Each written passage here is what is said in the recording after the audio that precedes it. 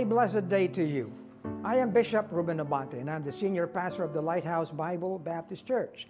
I'd like to invite you now to be with us as the message of the Word of God is preached from the pulpit. I'd like to turn you over now to our Lighthouse Coming Together, and I pray that you'd be blessed with the message.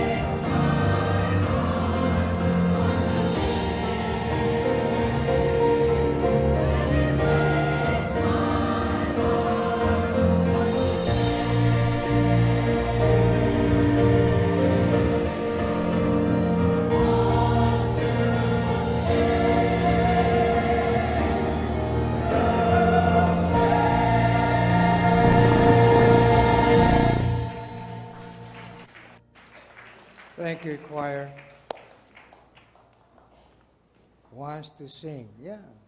Malaya upang umawit. Let's all stand, please, and get to our message today. And let me ask you now to open, please, your Bibles to Romans chapter 6 and verse 11.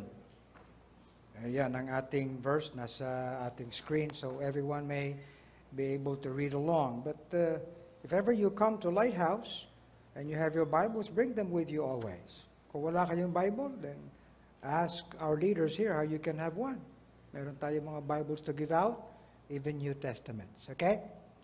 So, in Romans chapter 6 and verse 11, itong librong ito ng Romans, this was written by the Apostle Paul to churches in Rome. So, ang kinakausap niya dito ay mga mananampalataya. Okay? Ang sabi niya, likewise, reckon ye also yourselves to be dead indeed unto sin, but alive unto God through Jesus Christ our Lord. Reckon, ibig sabihin, you consider. Ibilang ninyo ang inyong mga sarili to be dead indeed unto sin. Parang mahirap intindihin ito No? Ibig sabihin, ang ating gawa sa laman, sangayon sa laman, yung mga deeds ng ating katawan na patungo sa kasalanan, let us consider, sapagkat tayo na kay Kristo na, to be dead on that respect. Okay? Instead, we should be alive unto God through Jesus Christ our Lord. So, ibig sabihin, if we're talking about freedom, we're talking about freedom from, and then freedom to. Okay? Freedom exists na mayroong dalawang bahagi. Hindi lang tayo malaya mula, kundi malaya patungo. Tayo dito, ang sabi natin, standing fast, serving God as free in 2023. Okay? The title of my message today is Our Freedom in Christ, Being Alive unto God through Jesus Christ. Being alive. Pagiging buhay. Okay? Para sa Panginoon, para sa Diyos, sa pamamagitan ng ating Panginoong Jesus. Our Heavenly Father, thank you, dear God, that we can once more go to your word of truth. Bless us, give us, dear God, minds that would be willing, Lord, to accept your truth, hearts, dear God, where your truth may rest. And, Lord, make us to be how and why we should be, because we are your people. Bless us, dear God, today in Jesus' name. Amen. Thank you. Please be seated. Bukas ay magseselebra ang buong Pilipinas ng Independence Day.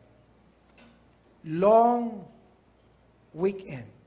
Ay, sinabi ko sa inyo.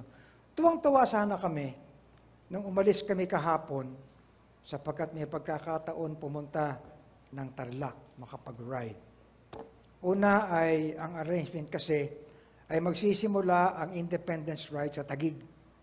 So kami nagsimula, nakita-kita dyan sa intersection, sa corner ng Connecticut at ng EDSA dyan sa Green Hills, sa may Petron.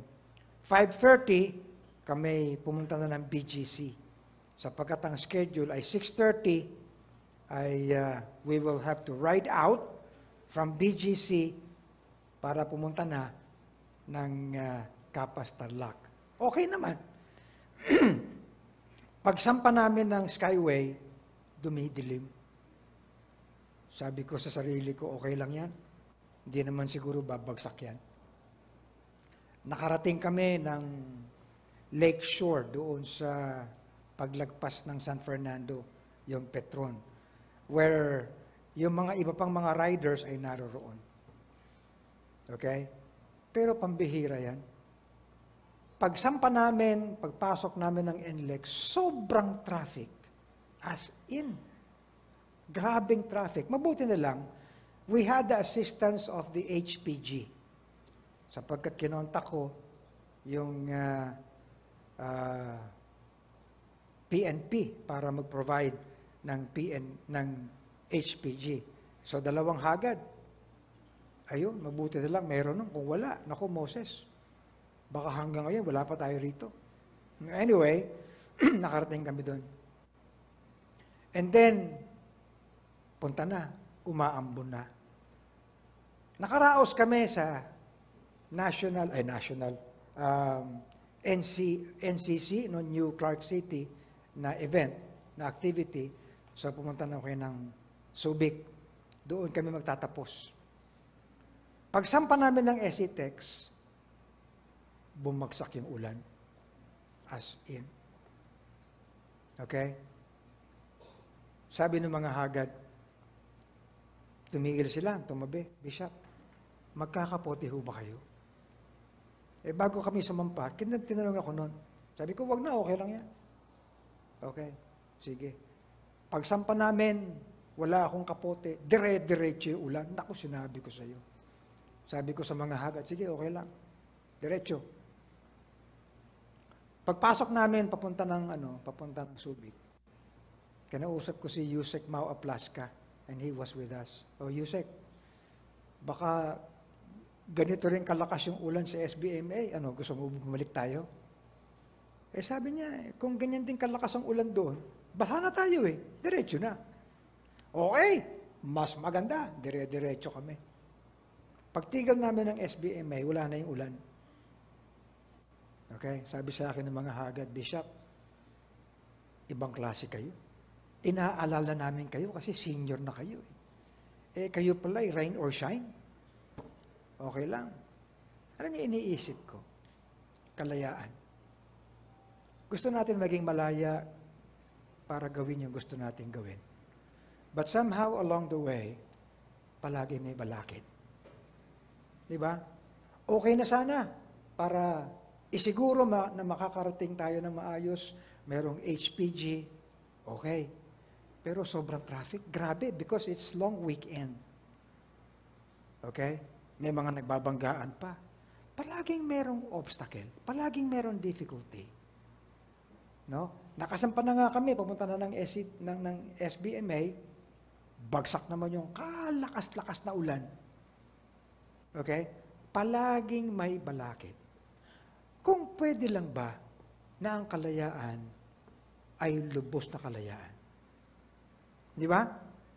What do you think today? Kayo ba'y malaya? Baka sabihin ninyo hindi nga kasalanan ni Presidente yan Teka muna, malaya ba kayo? Kayo mga kabataan, hindi ba naghahangad kayo na kapag kayo 18 na? Malaya na kayo. Okay?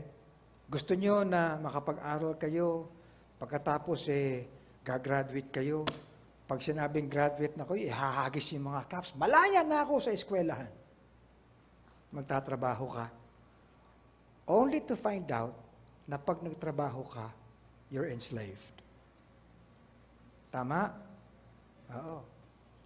Imbis na malaya ka, na gusto mong wala kang trabaho, kailangan magtrabaho ka. Tama? Mabuti sana kung okay lang gusto mong gawin yung gusto mo, pero you will be restricted because you are confined to your responsibilities. Correct? Oh. You have your superiors na kinakailangan mag-report ka dyan. Napakatinding parameter. Babagsakan ka pa ng mga kota, ng goal, yan. Mag-i-strat plan kayo, yun pala, yun din ang mag-i-enslave sa inyo. Am I right? Oh. Tuwan-tuwa kayo na, for all you know, gusto mong ma-promote ka, may posisyon ka, gusto mong ikaw tumaas yung sweldo mo, only to find out na binigyan nga ng taas yung sweldo mo, dumami naman yung trabaho mo. Di ba, Robert? Ba't ba ganyan yan? Kung kailan tumataas ang posisyon mo, saka ka na-enslave. Correct? Oh. Naghangad kang tumaas pa ang iyong kaalaman. Nag-postgrad ka pa. Only to find out na kapag ganyan ka, maraming dinidemand sa iyo. Okay? Parang wala nang tigil ito. Pangarap ka na ng pangarap, tumaas ang iyong antas. Pero sa totoo lang, padami ng padami ang burden mo. Correct? Gusto mong sumikat, sumikat ka nga. dumami naman ang nang-aapi sa iyo, nang bubuli sa iyo. You're not free. Am I right? Oh. Kahit saan ka pumasok, ganun din. Gusto mo ng kapangyarihan? Ayun. Pinag-uusapan namin si BBM, for example. Tinatanong ako ng iba kung anong palagay ko sa ating presidente. Well, sabi ko, for all you know, he is just being too careful to make a mistake. Bakit? Siyempre, he wants to save the name. Kaya he is being too careful. Sabi ng kausap ko, yes, but he's being too careful. Actually, nagiging negative sa kanya. Di ba? Saan ka susuling? Correct? Oh, halimbawa, that's on the part ng mga gusto nating goal sa buhay. Ano pa? Marami pang iba, mga kapatid. For example, gusto mong maging malakas ang physique mo. Wow! For all you know. Okay? Gusto mong maging magandang katawan mo. Anong ginawa mo ngayon? Pumunta ka sa gym. Pagpasok mo at pag-enroll mo sa gym, bibigyan ka ng maraming dapat mong gawin. Pati pagkain mo, pagbabawalan ka. Ito lang ang gagawin mo. Ang hirap kaya nun. Di ba? Gustong-gusto mong kumain, hindi ka naman makakain. Tama? Okay. Gusto mong maging maayos lahat ng katawan mo and everything, pumunta ka sa dentista. Dr. Mark, ang sabi ng dentista sa iyo, ayusin mo yung ngipin mo. Dahil, lahat Nagpa-check up ka ng mata mo, maraming bawal. Nagpa-check up ka ng dugo mo, maraming bawal. Nagpa-check up ka ng lahat na lang maraming bawal. For all you know, we want to be free, but everywhere we go, we're being enslaved. Are you listening? Oh. Gusto mo magkaroon ng relationship? Hello, ang dami ko nang nakausap. While they thank everyone na nagkaroon ako ng relationship, Pastor, sakal na ako sa relationship ko. Di ba? Come on, let's face this. Because this is the world. Correct? Ha? Akala mo malaya ka. And then one day, boom! May cancer ka. Nasaan ang kalayaan? Kikinig ba kayo? Ha? Talaga malaya ka ba? Meron kang business. Yung kapitbahay mo, gusto lamunin yung business mo. Hindi matatapos yan. If you would like to realize this, let's open to Galatians chapter 4. This is actually not in my message, but I just remember this. In Galatians chapter 4. Buksan natin dito.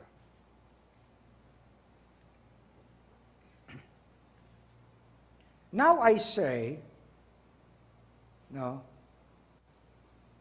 that the heir, as long as he is a child, differeth nothing from a servant, though he be Lord of all. Tagapagmana ka nga. Pero kahit tagapagmana ka, hindi para sa iyo ang lahat. Okay? And even so, when we were children, were in bondage under the elements of this world. But now, after ye have known God, or rather known of God, how turn ye again to weak and beggarly elements, whereunto ye desire again to be in bondage. The Bible tells us, and that truthfully, mga kapatid, that this world is full of elements that put us in bondage. Okay? Yung mga bata po dito, malayang-malaya. Bilib ako dito sa ating tatalon Nung pandemya, Robert, parang walang pandemic dito Malaya yung mga taong lumabas. Okay? Pero tinan mo ang buhay. Talagang malaya ba? Now, let me just put this in perspective. Kanina, binasa natin itong Romans 6:3-18. Consider this. And when you go from here, minsan mga kapatid, kinakailangan din naman na kapag makikinig kayo ng mensahe, ibabaon nyo. Huwag lang yun dito. Amen? Kaya, siguro nahahalata nyo, madalas inuulit ko yung mga references, inuulit ko yung mensahe, nagbabago ng mga kung anong timpla and everything, so that we may really have the principle and the truth in our lives. The messages here, they're not just good for one listening. Kahit ako, nire-review ko yung mensahe ko eh. Okay? And let's be like the Berean believers that when actually they would go home, they would review yung katotohanan so that they would grow in Christ. Amen? Now, let me pick up from this thing about our theme. Kasi magtatapos na ang ating second quarter. April, May, June. July, magsisimula tayo ng third quarter as a church. And you know, it's important that we move forward as a church. We're not just moving forward as people who attend. Okay? And I care that we should be what a church should be. Now, in the beginning of this year, nag-set tayo ng ating annual theme, Standing Fast, Serving God as Free in 2023. Ayan. Amazingly, mga kapatid, maganda na ang ating pinaka-topic is being free. Okay? And that, being free. In the first quarter of this year, meron tayong focus. I hope you remember this. Standing fast in the faith and being strong. Malaki ang kinalaman yan in our being free. Okay? Sa second quarter, this quarter, still we have 2 weeks more to go. Standing fast, holding fast the confidence, steadfast unto the end. Bakit ganito ang ating mga focus sa mga quarters natin? You know why? Sapagkat kung hindi ka malakas, kung hindi ka matatag, hindi mo marirealize ng lubos ang kalayaan. Are you listening? Kung hindi tayo matatag sa ating kaisipan, sa ating emosyon, sa ating pagtayo sa salita ng Diyos, sa pagtayo natin sa katotohanan, palagi tayong masesway. Palagi tayong madadala ng mga influence. Para bang all of a sudden, nagfe-Facebook ka lang, boom! Na-hack na yung account mo. Okay? Ganun yan buhay eh. Akala mo you're free. Punta ka ng punta kahit saan, nood ka ng nood. Mamaya, iba na may-ari ng account mo. May magsasabi sa iyo, ikaw ba nag-text nito? Ba't ganyan ang text mo? Na-hack ka na. Okay? Na-enslave ka na. So, if we are not careful, somehow, somewhere, somebody, even this world, and all forces in this world will get to us. And we should be aware. Andyan ba kayo? Kaya ganito mga kapatid, ang lahat ng ating kinakain, yung nourishment natin dito sa Lighthouse. Okay? Now, consider this. During the first quarter, in discussing our freedom in Christ, we looked into the following verses. If the Son, therefore, that's Christ, shall make you free, ye shall be free indeed. Okay? Hindi lang ikaw ay magiging malaya. Ikaw ay magiging malayang lubos. Okay?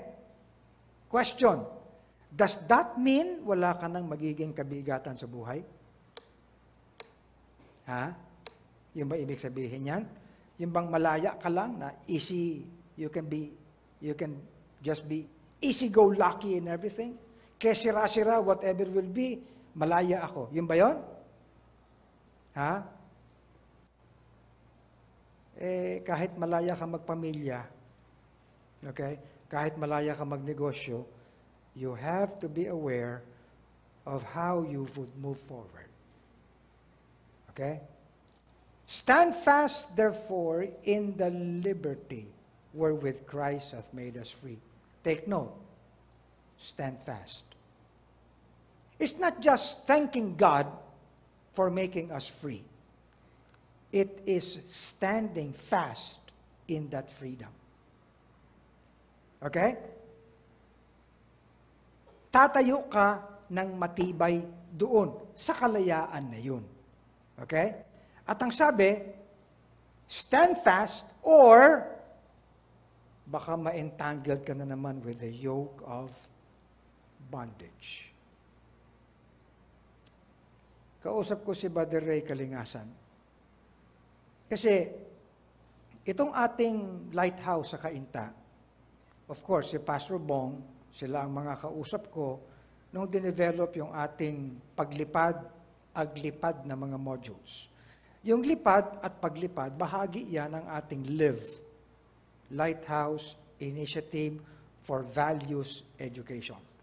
Ibig sabihin, sa arm natin na ito ng TGLFI, meron tayong mga modules na itinuturo sa mga kabataan, sa eskwelahan, at sa community. Itong lipad at paglipad ay modules ito na nag-a-address ng mga addiction. Okay? Addiction sa lahat ng bagay, hindi lang sa drugs, kundi addiction sa computer, addiction sa internet. Okay? Addiction sa maraming bagay, kaya lipad at paglipad. Now, ang ating Lighthouse Cainta, sabi ko kahanga-hanga ang ginagawa nila, sapagkat ang lahat ng kanilang mga may area ng pagtuturo ay masigasig sila nagtuturo sa mga eskwelahan. Kaya meron silang at least 3 eskwelahan na kung saan regular ang pagtuturo ng lipad at paglipad sa loob mismo ng high school. And they have a good relationship with the principals and with the superintendents ng mga eskwelahan sa Cainta. Pero sabi ko kay Brother Ray, hindi natin nagagawa yan sa Tatalon. Bakit? Dito nagsimula yan. Dito pinag-isipan yan. Dito inimprenta yan. Dito dinevelop yan. Pero wala sa ating LIVE ang gumagawa niyan. Why? Are we not indeed free to teach this to schools around us? Reviewin natin, Ray. Halimbawa, meron tayong mga kabataan dito. Pinag-aral natin sa pamamagitan ng ating LEAP, Lighthouse Educational Assistance Program. Okay? At ang sabi natin, we will keep track ng kanilang pag-aaral. Pag-aaralin natin sila. Great! Pinag-aral natin sila. Tinrack natin kung sila'y mataas ang grade or what, nakagraduate. Pero sa totoo lang mga kapatid, it saddens me that even those who went through LEAP ay hindi nakapagdala ng mga kaklase nila sa Panginoon. Gumraduate lang. Okay? Nasaan? Are we just there to provide sa kanila education, or are we here to provide to them at magturo sa kanila na ang freedom in Christ is not just to take on what we can receive, but to do what we need to do for God. Nakikinig ba kayo? Meron tayong LCHR, Lighthouse Center for Human Resource. And through the pandemic, and I'm being straightforward, mga kapatid, because I'm your pastor. Nobody will say this. Okay? Nagtuturo tayo ng equipping sa mga workplace people. Okay? Nagtuturo tayo ng management. Nagturo tayo ng entrepreneurship.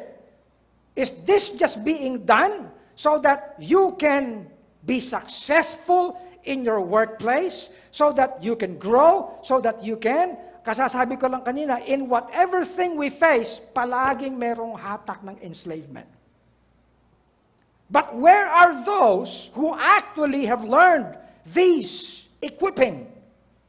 Are they being taught? Are they being trained so that they can just benefit and benefit just to benefit themselves? Okay? So where do we stand fast? What kind of liberty are we on? Okay? Ang sabi dito, now the Spirit, the Lord is that Spirit, where the Spirit of the Lord, there is liberty. Listen, your degree per se does not guarantee you liberty. Your position per se does not guarantee you liberty. Your designation does not guarantee you liberty. Your entitlement does not guarantee you liberty. Your certificate does not guarantee your liberty. What guarantees liberty is the Spirit of the Lord. Learn that. And I believe it is time that we should seriously consider this thing. And I appreciate everything.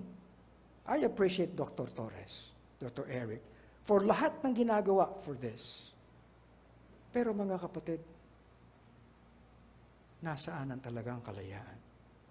And now being made free from sin, you become servants to God.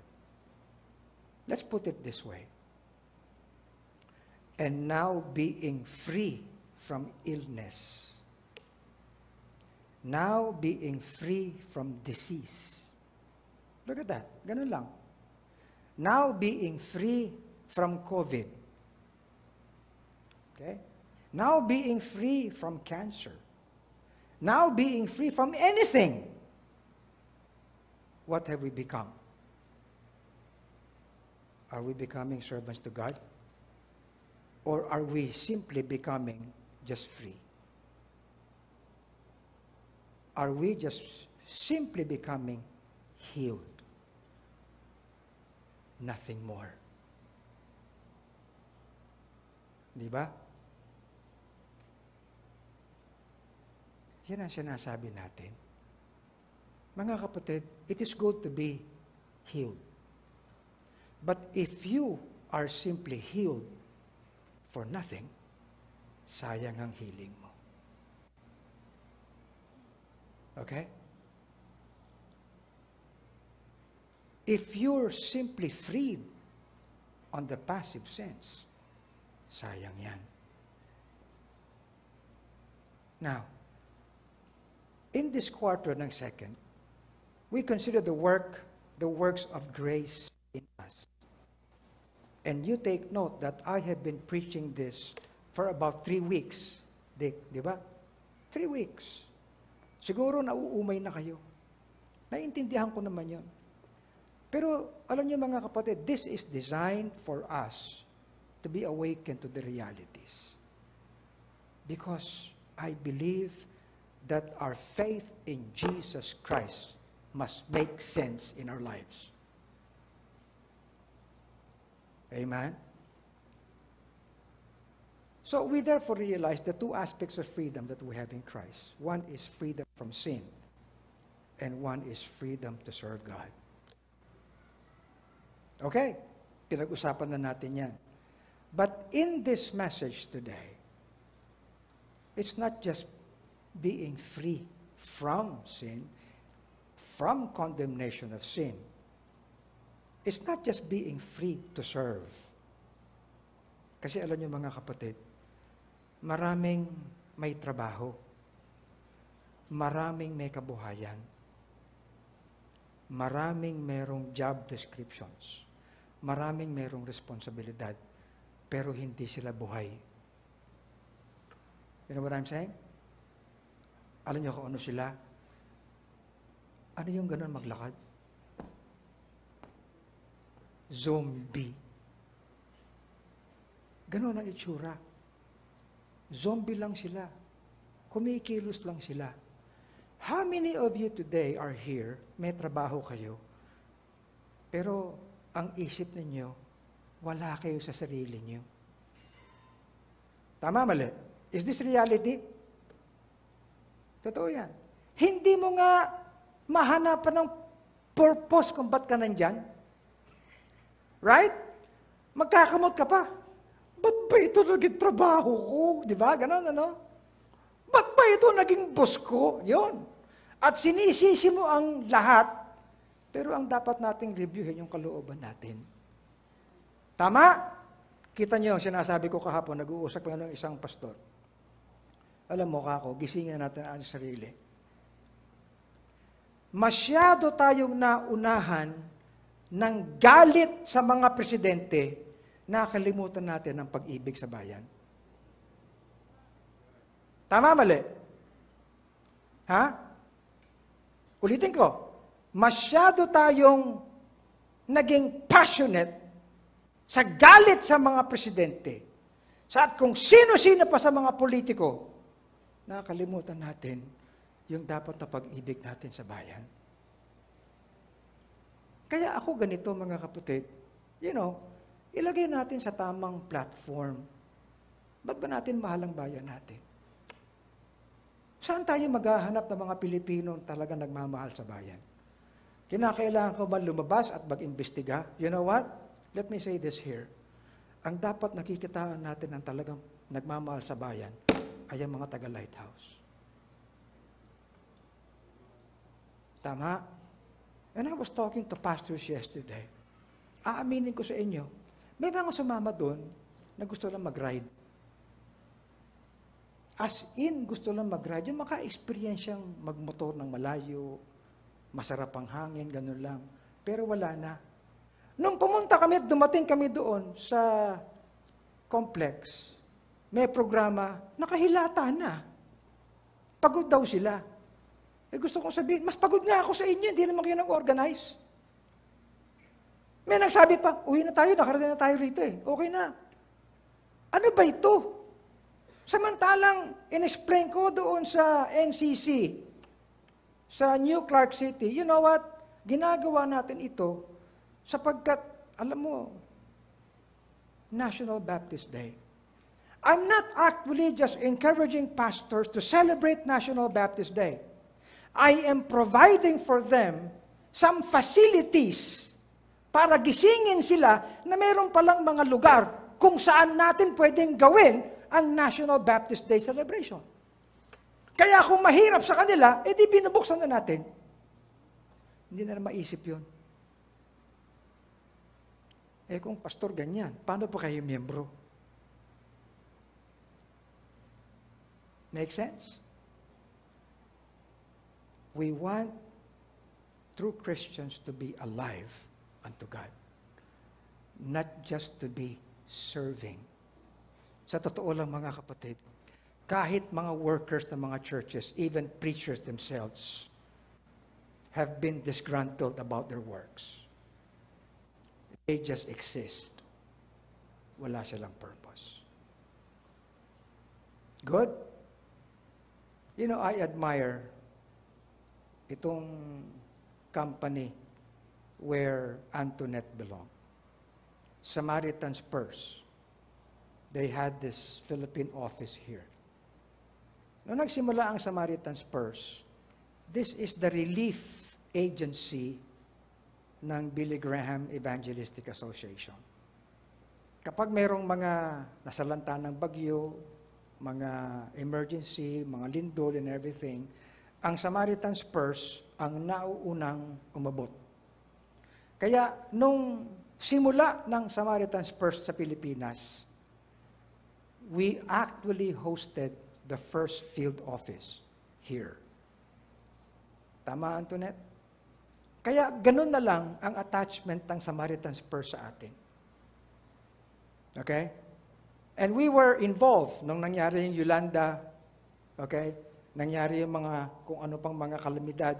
We were with Samaritan's Purse. We extended ourselves. But, end of June, tama?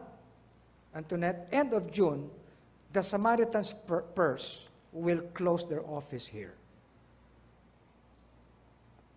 Wala na magiging trabaho si Antoinette. Pinag-uusapan namin ni Mabel, yung isa sa manager. Sabi ni Mabel sa akin, alam mo, Bishop, I hope you don't find Antoinette, ha? Si Antoinette, one of the very first sa Samaritan's Purse. Kahit nagsara ng opisina namin, yung purpose niya, hindi mawawala. You know, I like that. Tama, Tony? I was blessed hearing that. Yung purpose niya hindi mawawala. Let me ask you, kung mawalan kayo ng trabaho, yung purpose niya, nandiyan pa ba? Kung hindi kayo gumaling, yung purpose niya, nandiyan pa ba? Kung mawala ang kabuhayan, yung purpose niya, nandiyan pa ba? Kung magkasira kayo ng mga relationships niyo, yung purpose niya, nandiyan pa ba? Come on. If your ambition fails you, your goals fail you, yung purpose niyo, nandiyan pa ba? Dapat hindi. Kasi ang pinag-uusapan natin dito, being alive unto God. Correct? This life on earth is filled with many insecurities. Pero ang sabi natin, secure tayo sa Panginoon. Nasaan? Tama ba? You know, ang dami-dami ng mga tao na mayroong trauma. Kaya natigil lahat. Ano ibig ko sabihin? Halimbawa, na-trauma na niloko ng partner sa business. Magmula noon, ayaw na mag-business. O, di ba? Oh. May trauma na hindi pinasa ng professor niya. Magmula noon, ayaw na mag-aral. May trauma na nagkasamaan sila ng irog niya, kaya magmula noon, ayaw na mag-irog. Ganun din eh. Nadala eh. Wala nang pagkatiwalaan. Nakikinig ba kayo? The point, ba't ganito ang aking sinasabi? Because we need to realize these realities in life. Tama? Kahit yung church na trauma, dahil hindi pinansin ni pastor, inatake pa sa pulpit, akala niya inaatake siya. Ayaw na rito. Si pastor kasi may favorite eh. Ayaw na. Ganun. Na trauma. Nawala ang purpose. But look at Paul. For I, through the law, am dead to the law, that I might live unto God. Ano ibig sabihin ito? Tandaan nyo, Paul was declaring this because of his attachment to the law of Moses. Bakit? Sapagkat yung law ni Moses ay puro thou shalt not. Okay? Dahil napuno ng thou shalt not, sabi niya, hindi yun eh. Hindi yun ang buhay ko eh. Ang buhay ko ay buhay sa Panginoon. Kaya nung sinabi ni Paul yan, sabi niya, I am crucified with Christ. Matalinghaga ba ito? Well, in a sense, yes. Kasi buhay siya eh. Okay? Pero sabi niya, ako ay kinrucify na kasama si Kristo. But nevertheless, I live. Nabubuhay ako. Kahit na gayon. Pero hindi ako. But Christ liveth in me. At sa buhay na ito, this life that I live in the flesh, I actually live by the faith of the Son of God. Can you imagine that? So, ibig sabihin, ang sinasabi niyang, I am crucified with Christ ay ito. Ako ay hindi na pinangungunahan ng mga bagay na mga ganyan. Touch not, taste not, handle not. Kundi ako'y pinangungunahan ng buhay kay Kristo. At kung buhay ka kay Kristo, saklaw yan lahat ng aspekto ng buhay natin. Amen? Ibig sabihin, ang buhay kay Kristo ay nasa relationships. Ang buhay kay Kristo ay nasa trabaho, nasa workplace, nasa business, nasa eskwelahan. Yan ang buhay kay Kristo. Okay? I do not frustrate the grace of God. Sapagkat kung hindi ako mabubuhay kay Kristo sa lahat ng areas ng buhay ko, parang baliwala ang biyaya niya. And mind you, I taught you this the other week. If grace is grace, it is action. It is motion. Grace is not a passive thing. Okay? Ang biyaya ay hindi isang passive thing. Halimbawa, kumusta ka kapatid? Ito sa biyaya ng Panginoon. Okay, anong biyaya? Di ba? Nung si Paul, ay sabi niya, by the grace of God, I am what I am. It followed that according to that grace, he labored and more abundantly than they. Okay? Now, neither yield ye your members as instruments of unrighteousness unto God. You know what? Our lives is a matter of yielding. Yielding. Ano yung yield? Saan yung nakikita yung yield? Ha? Di ba sa mga corner? Yield. Right? Sa mga streets? Yield. No? You actually do not need to see a stoplight for you to yield. At kapag ang yield ay nasa isip mo na, nasa puso mo na, alam mo yung mga intersections kung anong dapat merong tamang attitude. Correct? You know? Now, yield yourselves unto God. Consider for every intersection and junction that we face in life. Tama, no? Saan nga nakikita yung mga yield? Sa mga intersections. Sa mga corners. Okay? Bago ka liliko, bago ka magdedesisyon, bago ka may gagawin, yield. Okay? Yield yourselves unto God as those that are alive from the dead, and your members as instruments of righteousness unto God. For sin shall not have dominion over you, for ye are not under the law, but under grace. And because grace is action, there is always the matter of yielding.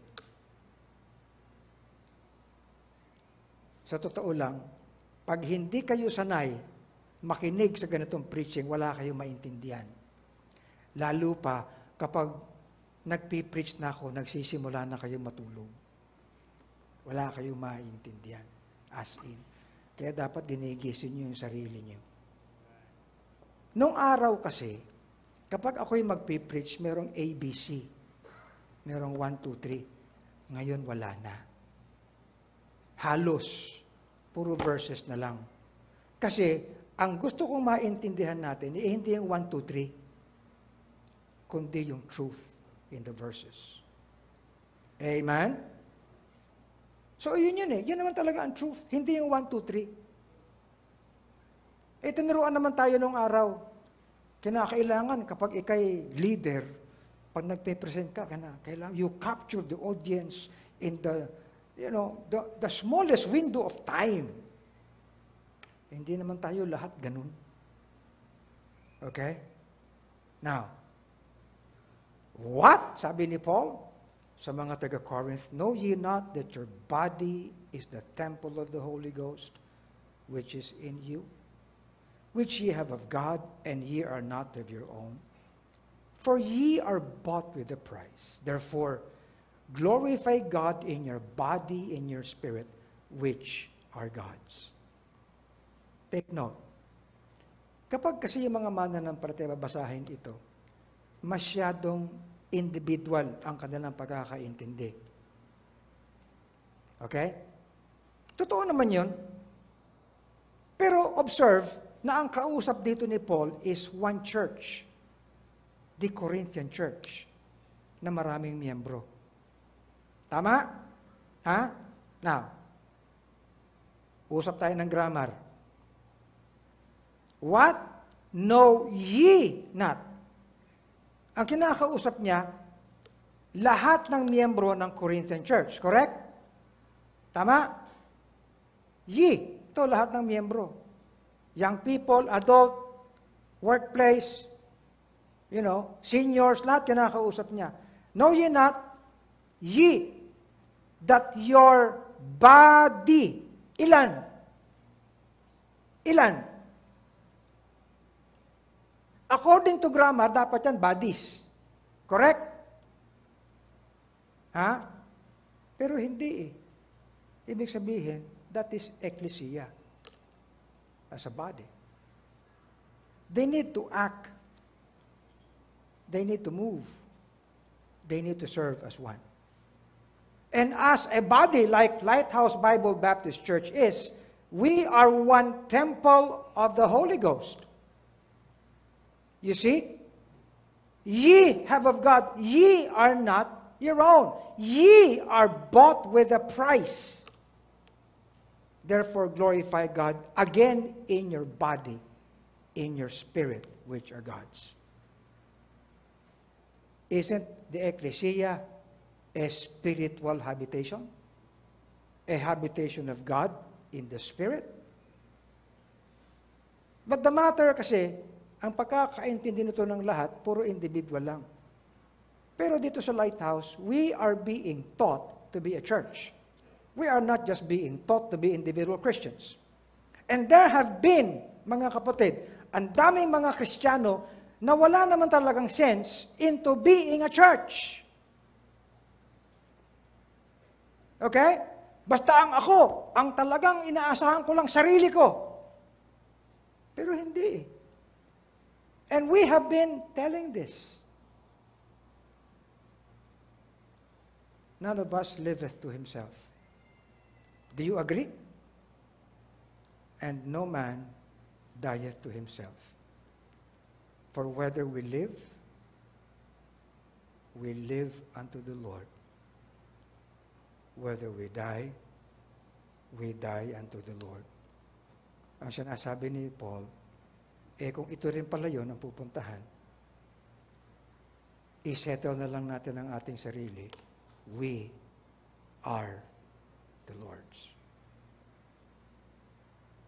Now, let me stop here. Kasi hindi ko rin mabibigyan ng whole yung pagsinimulan natin ito, kaya mamaya ng hapon. But our point is this. I'm not just simply asking you if you're free. I'm asking you if you're alive. Buhay ba kayo? Can you make sense of your existence? Can you make sense of everything that confronts you in life? Can you make sense of the crossings that we need to cross? Can you make sense of every obstacle?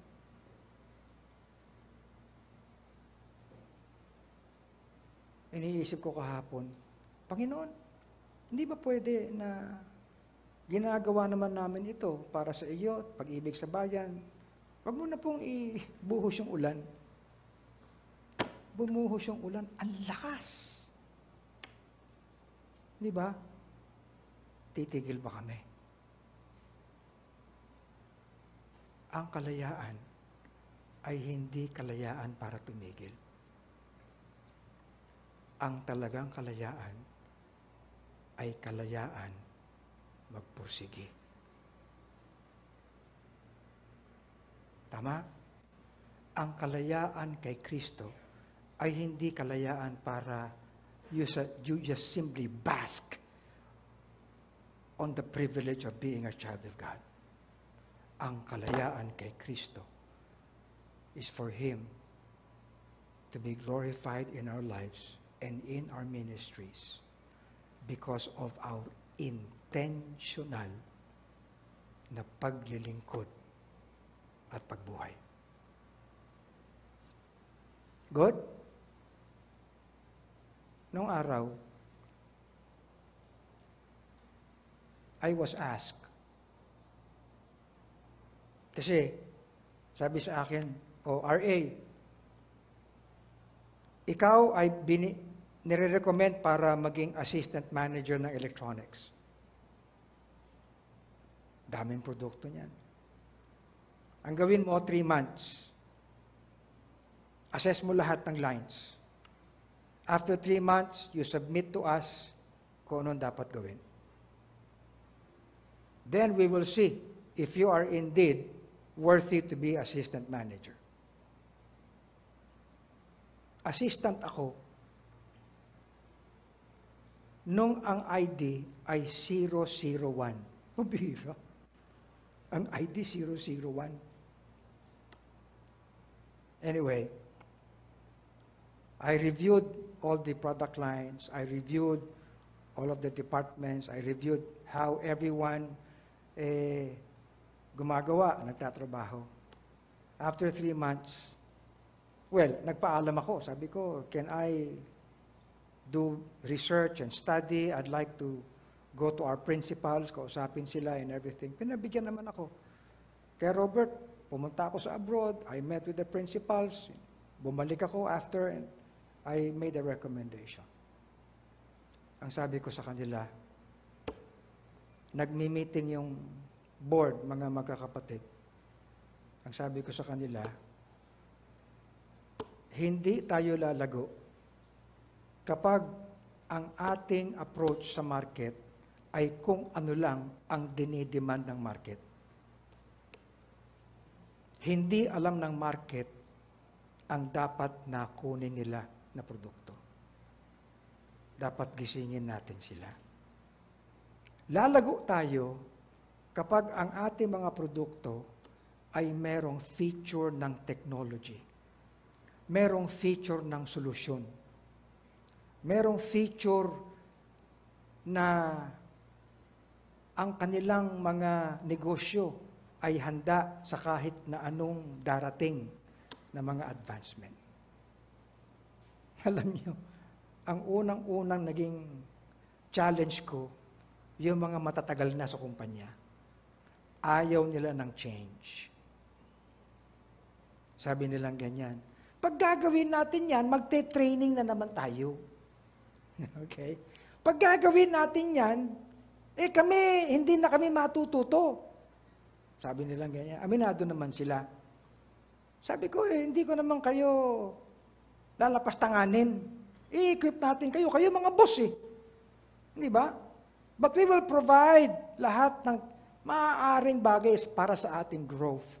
And we will be intentional, and we will be proactive, and we will do this sapagkat ang ating bayan ay may kailangan. And somehow along the way, mga kapatid, palagay ko naman, sa industry ng araw na electronics communications, nagkaroon ako ng kinalaman. And I thank God for that. Pero iniwan ko na yan eh. Ang dalangin ko sa Panginoon, magkaroon naman ng sense ang lahat ng buhay na may Kristo. Saan magsisimula yan? Sa atin. Tama? Ang kalayaan natin ay kalayaan na magpursige. Good? Hindi kalayaan na wala lang. Right? Yung malaya kang maglingkod magpatuloy, magpursigi. Malaya kang maging steadfast, unmovable, abounding sa gawain ng Panginoon. Anumang challenge. Malaya kang mag-commit ng buhay, malaya kang magkaloob sa Panginoon, malaya kang magsabi, Panginoon, narito ako. Amen? Ako'y hindi lang para sa sarili ko. But if you're here today, and you have not met the Lord yet, kailangan sa Kanya ka muna. Because that will be what should make sense. Amen? I preached this morning mostly to our people here.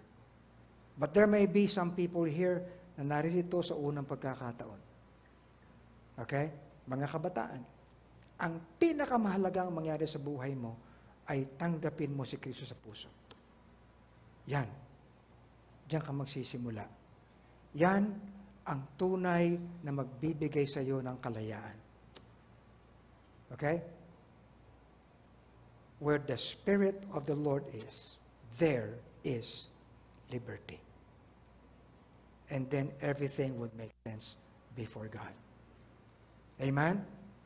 So, ang gawin natin mga kapatid sa moment na ito, ihandog natin muli ang ating sarili sa Panginoon. Panginoon, ayaw ko pong maging spiritual zombie. Okay? Let the freedom that I have be a freedom that glorifies you anywhere. Amen? I do not want to be a passive, good-for-nothing Christian. Let me make sense. And be with the rest of Lighthouse in doing your work. Amen? Sa bahay, sa eskwelahan, sa workplace, sa community, everywhere kung saan mo ako binigyan ng biyaya. At para naman sa mga naririto, sa unang pagkakataon o kaya naman nakabalikan na rito for some opportunities, then you trust God. Tanggapin mo si Kristo. Yan ang pinaka-importanteng magagawa mo. Nasa si Kristo yung nasa buhay mo. Tayo tumayo, manalangin. Dakilang Diyos, maraming salamat po. Napakapayak, Panginoon, na pagpapahayag. But Lord, the bottom line is this. We do not just want to exist. We want to be alive unto God through Jesus Christ. Naghahandog kami ng aming buhay sa iyo, Panginoon. Lumalapit po kami. Kung dumating na po sa aming buhay, yung wala na kaming purpose. Wala nang sense ang aming pagiging mananampalataya. Para bang baliwala ang iyong biyaya. That is vain, Lord, it is not. So speak to us, dear God, and let us come to you today. At para naman sa mga narito na kinakailangan, si Kristo nasa puso nila, let this be the opportunity, Lord, when they would come and trust Christ. Thank you for joining today's The Pulpit. We hope you were greatly blessed by the preaching of God's Word. We would like you to have that personal experience of salvation by accepting the Lord Jesus Christ. And by doing this simple prayer, you can accept Christ in your heart. Our dear Lord and Heavenly Father, thank you for the opportunity of salvation. I know I do not have the capacity in me to save myself from the damnation of sin. I accept you as my personal Lord and Savior. In Jesus' name, amen. The Bible says, if you have prayed this prayer, but as many as received Him, to them gave He power to become the sons of God. And the Bible says, He that hath the Son hath life. If you would like to know more about the Bible, send us a message via Facebook at Lighthouse BBC FB page or via text message at 0928-522-2683. We'd like you to continue growing in Christ, so we invite you to join our coming together every Sunday at 9 in the morning and 4 o'clock in the afternoon. Also on Tuesdays and Thursdays at 7:30 in the evening. See you again for the next episode of The Pulpit. Thank you and God bless.